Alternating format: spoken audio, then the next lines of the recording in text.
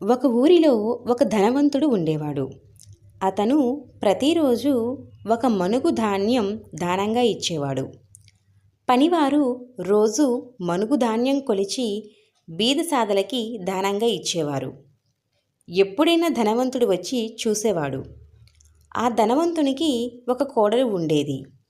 ఆమె ప్రతిరోజు తాను స్వయంగా వంట చేసి ఇద్దరికీ అన్నదానం చేసేది.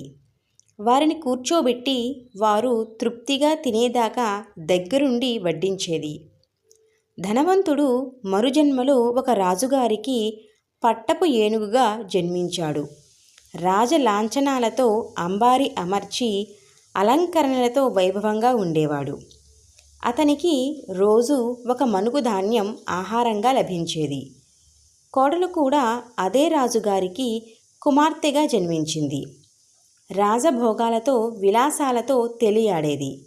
ఒకరోజు ఆమె ఎక్కడికో వెళ్ళవలసి వచ్చింది.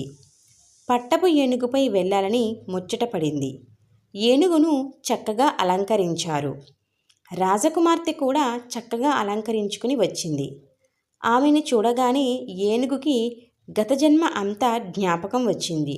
రోజు మనుగు ధాన్యం దానం చేసిన తనకి ఈ జంతు జన్మ, తమ వద్ద అణిగిమణిగి పడి ఉండి తమ అదుపాజ్ఞలో ఉండే ఈ కోడలికి ఎంత వైభోగమా, తాను ఆమెను శిరసా వహించాలా?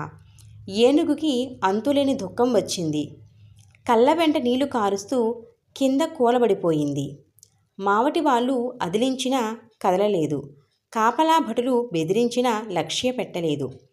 తల అడ్డంగా ఊపుతూ నిరాకరణని తెలియజేస్తూ తొండాన్ని వేగంగా ఆడిస్తూ నిరసన తెలియజేసింది. అందరూ ఏనుగు వింత ప్రవర్తనకి కారణం తెలియక ఆశ్చర్యపోయారు.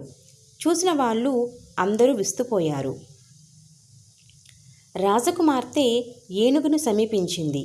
వెంటనే ఆమెకు కూడా తన పూర్వజన్మ జ్ఞాపకం వచ్చింది.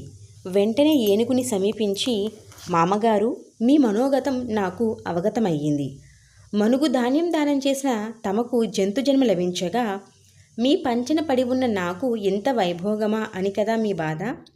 మామగారు, మీరు మనుగు ధాన్యం దానం చేసిన మాట నిజమే, కానీ ఏ ఒక్కరోజైనా మీరు స్వయంగా శ్రద్ధగా దానం చేశారా?